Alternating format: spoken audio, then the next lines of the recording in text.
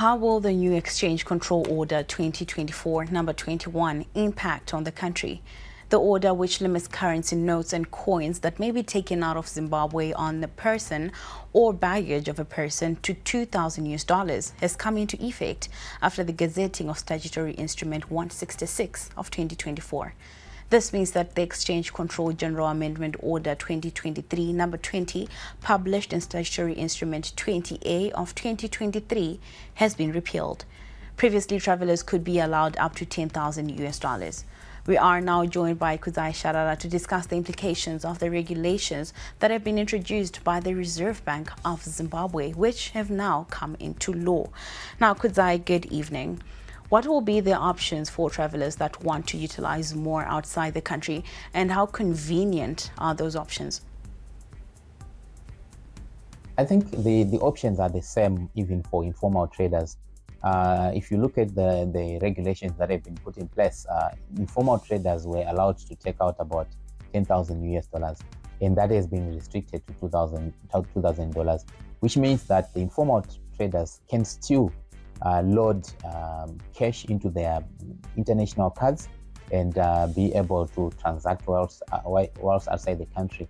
In terms of the impact these regulations will have on informal traders is that most informal traders, especially when you look at those who go to South Africa, Messina, as well as Zambia, where they go, the places that they go and shop, especially for informal traders, some of those places do not use electronic cards, which makes it very difficult for informal traders to go into Lusaka, Zambia, or into Messina, South Africa.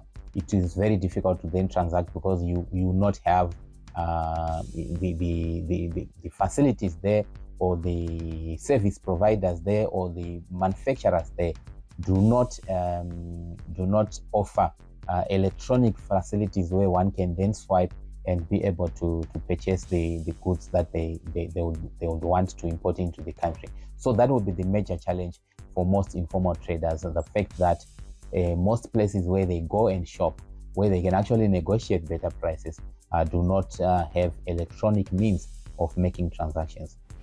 Now, Kudzai, what will be the options for informal traders, and what could be the implications of these new regulations? And of course, we have to ask, how does this new policy compare with other policies in other countries in the region?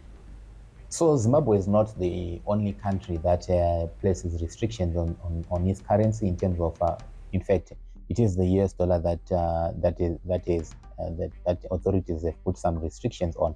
And it's not only Zimbabwe, as recently in countries such as Egypt, in countries such as Nigeria, they've put restrictions in terms of the amount of US dollars that one can take out of the country.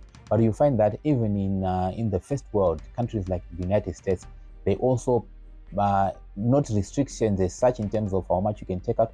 However, for example, in the United States, if you want to take out more than $10,000 out of the US, or to bring in more than $10,000, you have to declare that you are taking more than that amount. So quite a number of countries have got those regulations to say if you want to take out more than a certain amount, you have to declare.